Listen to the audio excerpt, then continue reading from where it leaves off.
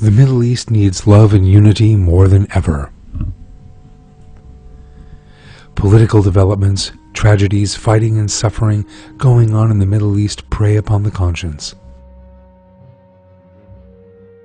Ruthlessness, injustice, hatred and anger literally paralyze communities.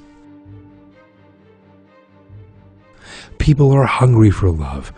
The longing for peace, compassion, love and affection is greater than ever before.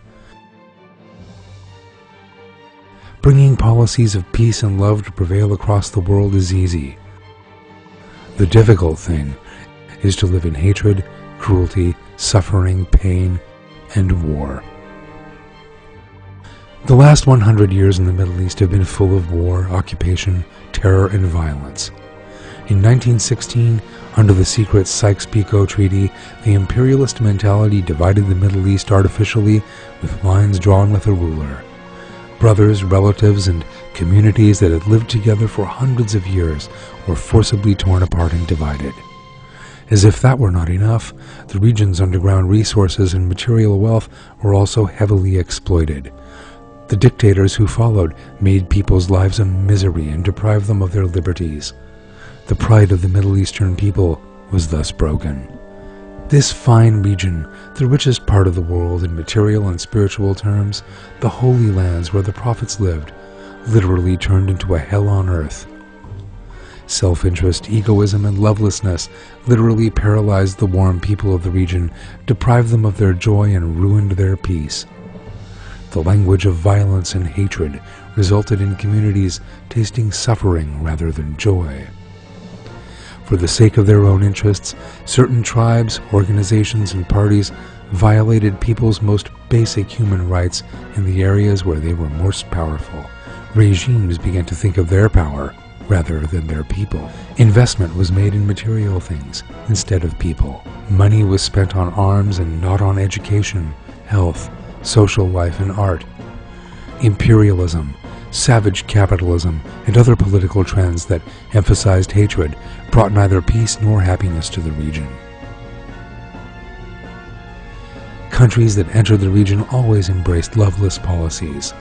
The solution to problems was sought in violence rather than love, tolerance, and mutual understanding.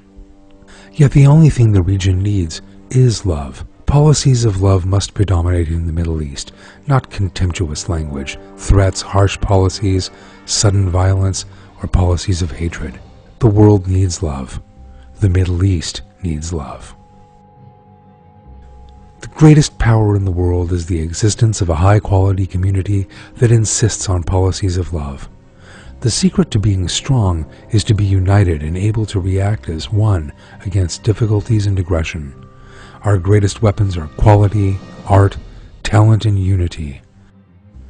Love is our greatest weapon and our wealth. Countries in the Middle East are constantly heading towards breaking up. That must be stopped at once. That way of thinking must be replaced by a spirit of unity that predominates in the region. New impassable borders and new insurmountable walls are erected in the wake of every breakup. Mines are laid, barbed wire goes up, walls are raised, and ditches are dug. Yet all the Middle East needs is love, the replacement of borders with bonds of love, and the maximum freedom possible. Unity will bring about many delights. There will be a climate of freedom where borders are abolished and there is free movement, in which people can travel freely from Cairo to Damascus, Istanbul or Baku. We must have a Middle East in which someone who had breakfast in Beirut can have dinner in Gaza, then visit Jerusalem, and finally move on to Yemen in complete safety.